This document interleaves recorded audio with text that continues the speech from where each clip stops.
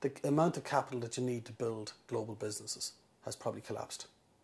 So, you know, in a digital world, and in a cloud-enabled technology enterprise, you can probably build a global business for half the price that you would have built it for 10, 15 years ago.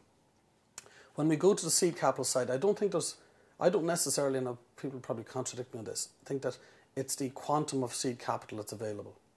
It's the fact that a lot of these things that we want capital for, we're putting in to invest in the digital or the smart economy.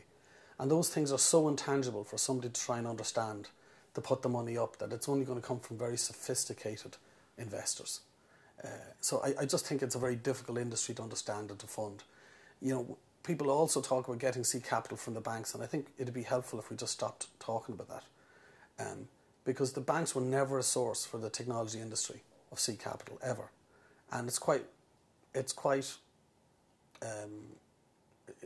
reasonable, because you cannot collateralize intellectual capital.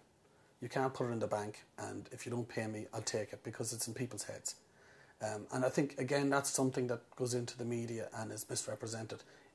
The banks never provided seed capital, other than through government-backed instruments, or instruments that were backed by the EIB and were there to distribute very small funds. When we think about entrepreneurial culture in Ireland, I think there's two dimensions, just like nearly everything in Ireland.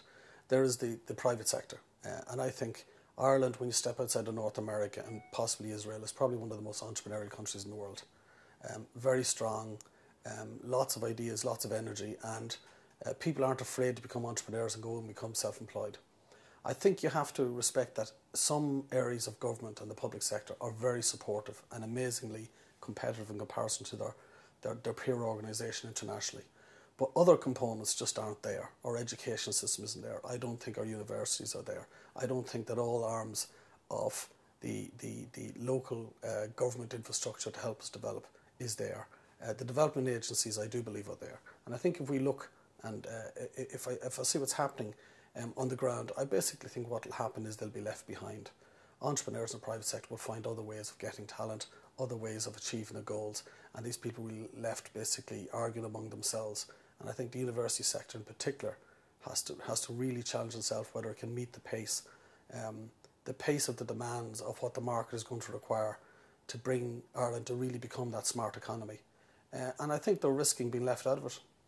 When we think about the smart economy vision, I think, you know, we need to have a vision. It needs to be ambitious, and it needs to be of the scale that's there. And I actually think it's quite a good document and quite a good, but it's a vision, right? And really the proof of how good we are is how well can we execute against it. And of course we're not going to get everything done, but can we execute to it an awful lot faster than our competitors on a global scale? And that's a challenge for government, the private sector and the public sector, to see can we come together and outgun, because we're not the only economy in the world that's depending on moving into a smart economy to lock in future economic growth for the country. Now, I think there's a lot going for us, but when I look at pockets of things that are going on right across the country, and actually even on an all-island basis, there's a huge amount to be very optimistic about.